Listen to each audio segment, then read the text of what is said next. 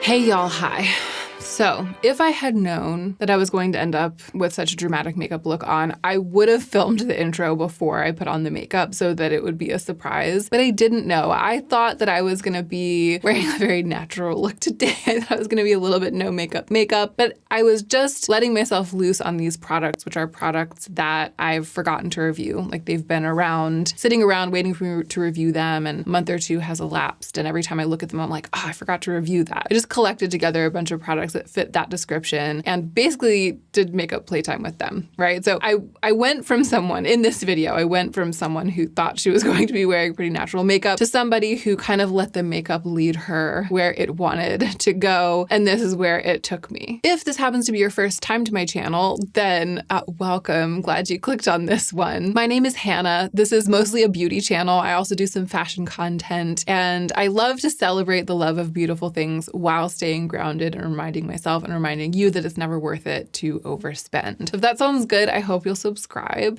And now let's go ahead and get into the meat of this video.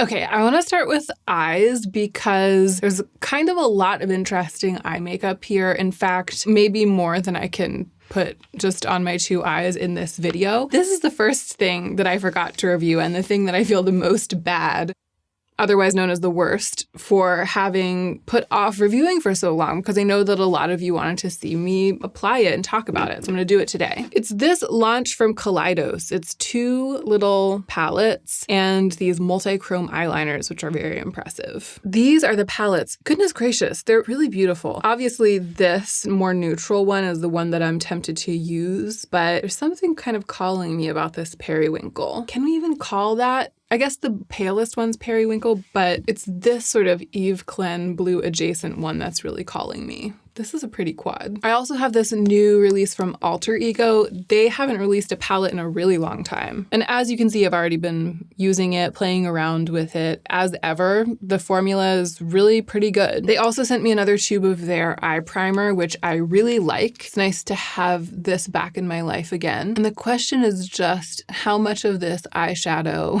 and these multi-chrome eyeliners can I get onto my eyes? And since the answer isn't all of it, I need to prioritize. So what am I going to prioritize? I'm worried that if I just go with my brute instinct, which is to put these blues all over my eyes, the eyes will end up clashing horribly with the rest of what I want to do, because I have the same problem in other arenas, right? I have like multiple cheek products that I would like to talk about. I think we're okay for lips in terms of having it narrowed down, but if I end up with like a really blushy, flushy, sunsetty look all over my cheeks, is that going to be okay with this blue? Maybe we don't care. Maybe we just do whatever we want. So let me just establish that color-wise, this is unpremeditated and it might end up looking a little bit uncohesive, a little bit garish. And I'm just going to go for it. I'm actually going to start with this shiny purple. I'm going to cover my lids. Wow, it's really shiny. Okay, I just had a moment when I was putting it on where I was like, I don't want to end up, how can I say this? I don't want to telegraph glamour or like lots of steps tried really hard with this makeup. I'm using this color, but I want it to be simple in form,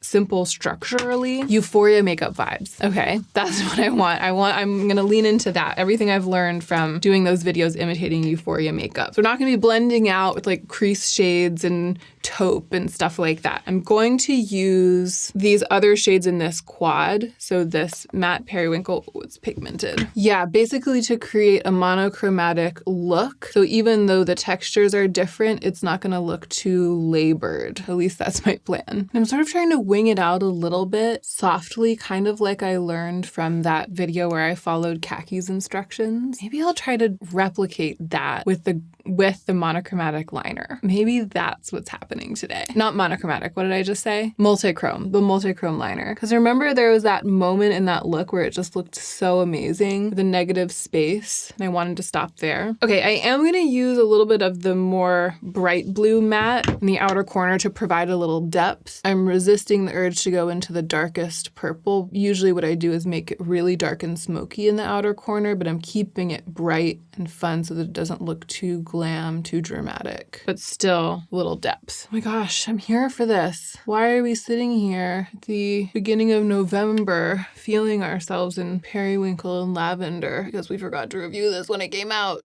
All right, something is really happening here. Something unexpected. I'm gonna put a little bit on the lower lash line, but what I'm gonna put down there is the true sort of periwinkle lavender. Okay, I got overexcited and I tried to pull the deeper blue out further, and now it looks a little bit patchy because it's going like over a part of my face that sort of has a bump on it. It's hard to make graphic shapes on a curved surface such as the face. But hopefully the addition of the graphic liner that I have planned will help soften it. But you know what? Because that has happened, I am gonna go into this really, really pale, it's like almost white, but it has a touch of peach in it, this shade in the Alter Ego palette to soften the edge and the brow bone. And actually kind of mattifying, physically sort of setting that maybe will make it easier even than it would have been to draw on top of it with the multi-chrome eyeliner. And I know I'm supposed to be reviewing these things, not just like doing a makeup look with them. So I'll briefly say this has performed very well. This is a delight. And, you know, the Alter Ego, the formulas are really decent and better than decent, kind of depending on which one you pick. I'm not the biggest fan of their version of the cream to powder matte, but the mattes are great and the like creamy shimmers are really good. The one that I just used was fantastic. Did exactly what I wanted it to do. Let me swatch some of these for you. I think I want to use one with purple tones. This one's called Night of Creation, and that's what it looks like. Hopefully you can see that it has that shift. A little bit hard in this lighting. This one's called Sea Sparkle, and I just broke the tip off of it, so I probably won't want to use it. This one's actually not looking as multi-chromatic, Sea Sparkle, as some of the others that I remember swatching, like this one. This is Solaris. There, you can see that, right? The Reflect has those green tones, whereas the Straight On is red. Sea Sparkle is really shiny though. It just didn't have as much of a reflect. Oh my gosh, this one's pretty. Tourmaline, that's the next one. Limelight, which also doesn't look like it has as intense of a shift, more just like turquoise, greeny gold, but still really pretty. I mean, making an eyeliner this shiny is a feat in and of itself, let alone making it truly multi-chrome. Ooh, and this last one is like the greenest of them all, like a green yellow, and it's called Seven Seas. Oh my goodness. I think I'm gonna try the first one, Night of Creation, which is, it looks to me like it's gonna be the darkest line. And since I'm trying to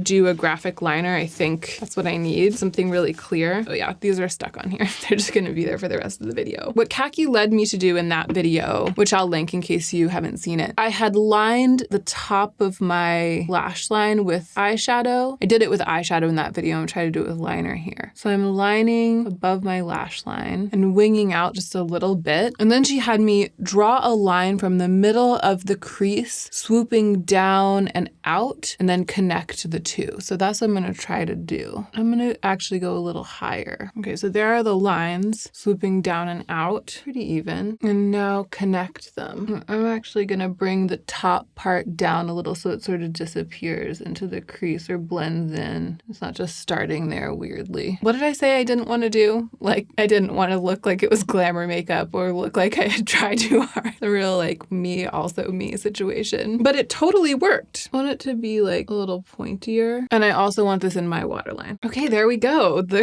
Kaleidos Night of Creation collection. Hopefully the extremity to which I went will make up for the belatedness of my review. Needless to say, the makeup works. I think I want just to put just a little more of the shiny in my inner corner. Yeah, and that's helping blend the beginning of that line out as well. I guess I should add some mascara. Do I even have? I don't have a new mascara to review, but I still have this e.l.f. one down here. This would really be the moment for a blue, purple, or blurple mascara. I don't have one. Okay, I feel like that took a little bit of an unexpected turn. I might have to kind of choose wisely in terms of where I go next. Here's what's going on with the cheeks. I have these CoverGirl Clean Fresh All Over Dewy Tint products that are part of the group of makeup that Joe got me to review way back when I was doing No by July. I feel like I might have mentioned them in passing since then, but I might not have. I have used them a little bit. I have tested them, and I just never actually did it, like came on here and reviewed them. These are the quintessential, OMG, I forgot to review that. And here's what I'll say. They're fine. The one that I was really excited about, Toasty Nude,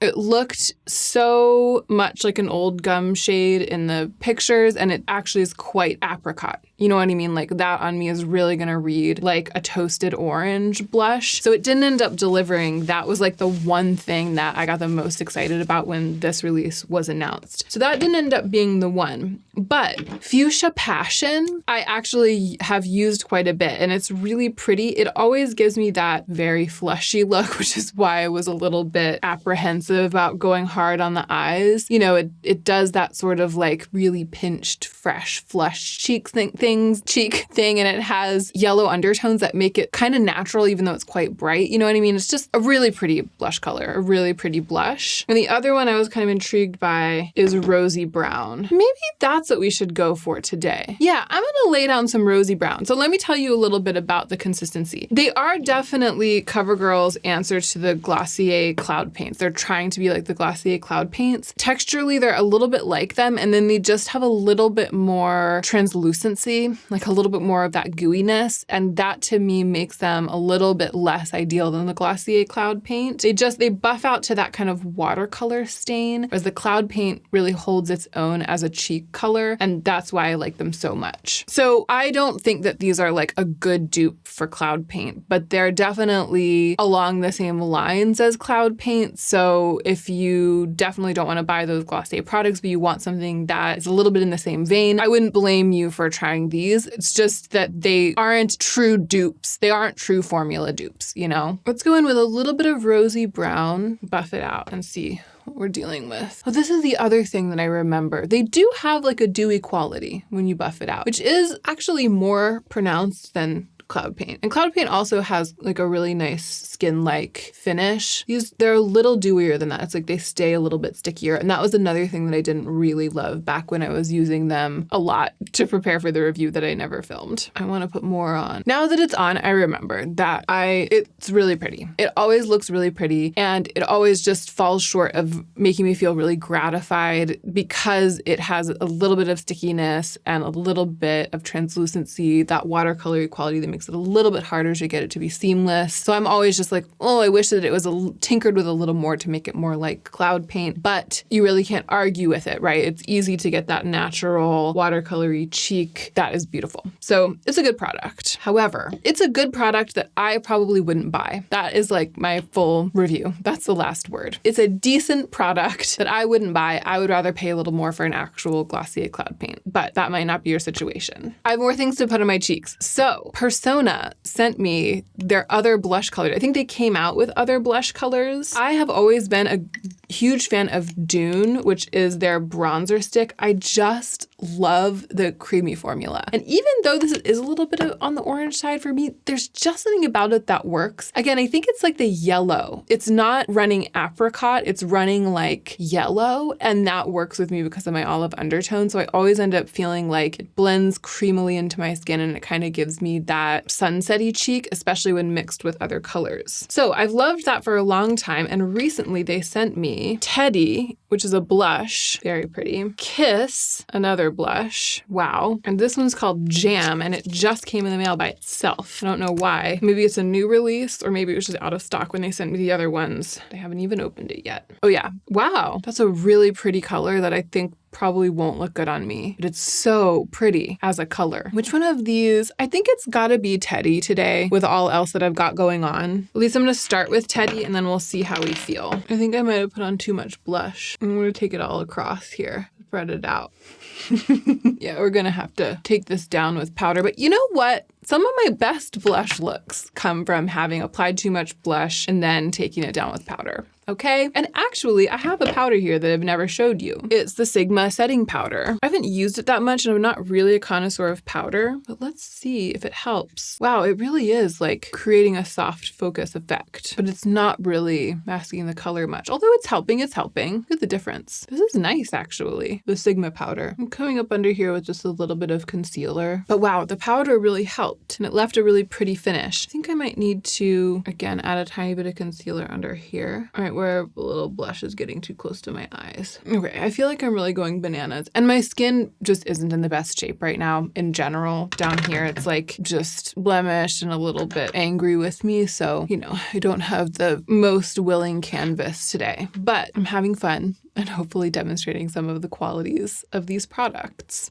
Let's move on to lip. So these also came from that video where Joe picked products for me. And I can already tell that color-wise, we're going to be completely out of control because both of these, this is like a bright pink, which would really be something, but you know, it's not my favorite, pink and purple. And this is like a berry, which might be better. These are the Patrick Ta lip liners. And I have demonstrated the use of one of these on camera. I did come back and do it, so it's not as though I never ever talked about them. And I do have really clear, strong feelings about them, which is that I really like the shape. And I like the fact that they're dry. It feels like you're just drawing on your lip with like a stick of pigment, like an art supply. Really feels like some sort of art supply crayon type of thing. And I really, really like that. I'm just not the biggest fan of the colors that Joe picked for me, but they are what we have to work with. The chiseled tip, it's just fantastic for lining the lips. I find them really, really easy to work with. I love the way that they lay down pigment.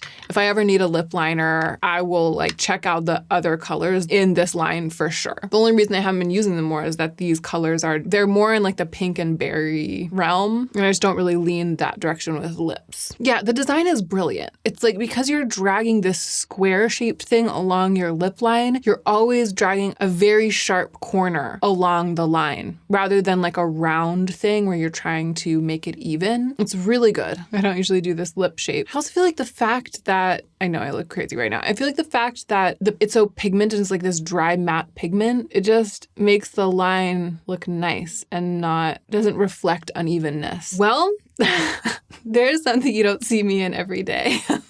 Okay, I really did not know that it was going to go like this. And I'm starting to feel, you know, really made up and not myself. I'm starting to feel like I'm wearing someone else's drag makeup, but it's fine. The last thing I'm going to do is apply a little bit of this Pat McGrath gloss. This came as a gift with purchase when I bought the Mothership palette for review, Moonlit Seduction. And you know, I've just never talked about it. This is another thing that I never do. This like beauty guru gloss on top of lip color, like the lip combo. I'm actually going to put it on my finger and use my finger because I don't want to get this dark lip color all over. The gloss, I mean, is exactly what you would expect from Pat McGrath. It's a really pretty, effective, easy to control, long wearing, beautiful looking gloss that's not goopy, not sticky, like a makeup artist gloss. You know what I mean? What you would want from really, really high end makeup. And actually the lip has ended up really fierce. The addition of the gloss, because it's not just a clear, it's the shade Flesh Fantasy, it kind of softened the color, and also I feel like it added some interest to the color of the lip liner. It made it a little bit dimensional, so it's not just like this stamp of color. Wow, we really came back from the edge there with the lip. I was kind of feeling like, what have I done? And I mean, I'm still feeling that a little bit when you look at the big picture. Also I'm a mess, like stuff is flying everywhere. I'm not really feeling my most put together and polished, but we've done it, right? We've done the project. I've reviewed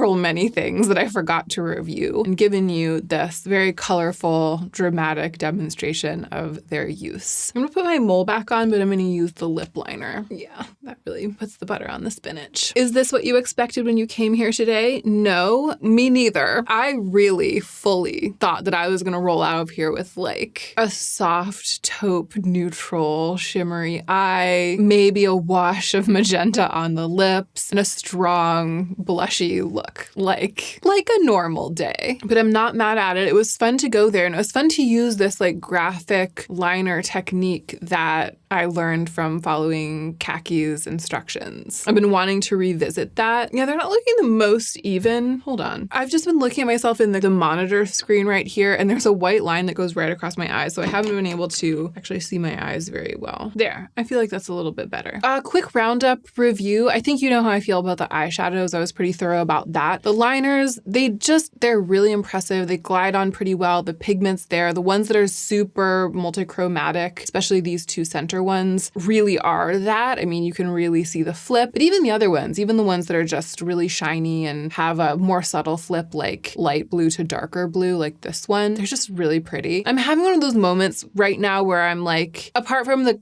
CoverGirl cheek things, which I felt like were a little subpar. I just feel like all of this is really good makeup. And the thing is, there's so much good makeup right now. There's so much good makeup on the market. It's hard to be a person who reviews makeup on YouTube without just constantly saying, this is a really great product, this is a really great product, this is a really great product. So I'll just say here at the end, take it as a given that there's a lot of really great makeup. And what that means is that you can't have it all, you know? And just because something's a really great product, that's not reason enough to buy it. We have to have better reasons than just, it looks really cool, it works really well, so-and-so said that it's a really great formula. We have to have better reasons than that because it's 2022 and so much makeup is great. So much makeup checks most of our boxes, you know? If you've been wondering if the Kaleidos Night of Creation collection is good, it is. If the Alter Ego formula is still good, it is. If the Persona Cream cheek sticks are good, they are. They're fantastic. If the CoverGirl Dewy tints are worth it, I feel like it depends on your budget, what you want to be spending. For me, no. Pat McGrath gloss, of course, but you know, it's very high-end, very expensive. Patrick Taub lip liners, same situation. And hopefully just from seeing me apply it and go through this, you'll be able to glean those extra pieces of information beyond just, is it good? Is it well executed? Those extra pieces of information that will help you be extremely discerning in deciding whether or not it's actually worth your money and worth taking up space in your makeup collection and in your life. Or maybe you're just here to be entertained. And if so, I hope that I've delivered. Thank you for spending this time with me. And don't forget to take extra good care of yourself so that you can be the most effective version of yourself as you do your work in the world.